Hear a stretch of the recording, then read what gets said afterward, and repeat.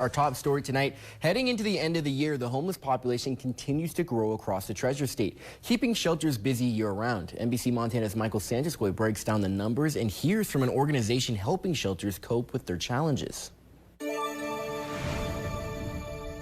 According to the National Alliance to End Homelessness, Montana's homeless population has grown 13% in the past 5 years, putting the overall homeless population at nearly 1,600 people. There's been an enormous increase in the homeless population in Montana over the last few years, especially during the pandemic, and it's gotten even worse during the housing crisis. The cost to shelter a person varies. At the Poverello Center in Missoula, it's $250 for 2 weeks. That's just below $18 per night.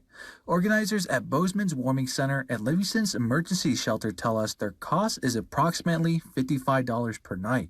The sheltered population went up 25% and the unsheltered dropped 21%, and it's been a challenge for shelters to stay afloat. Shelters in Montana have found themselves in the unfortunate position where they haven't been able to keep up with the demand for beds in especially the bigger cities, but also in a lot of smaller towns now. Right now, there's about 40 homeless shelters and helpful services in the Treasure State.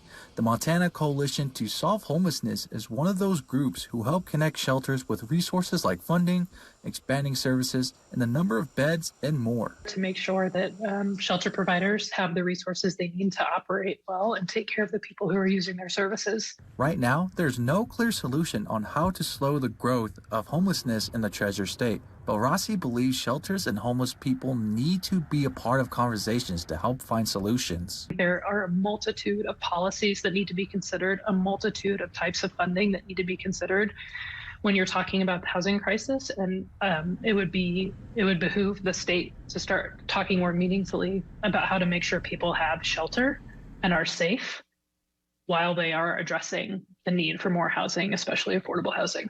In Bozeman, Michael Santaskoy, NBC Montana.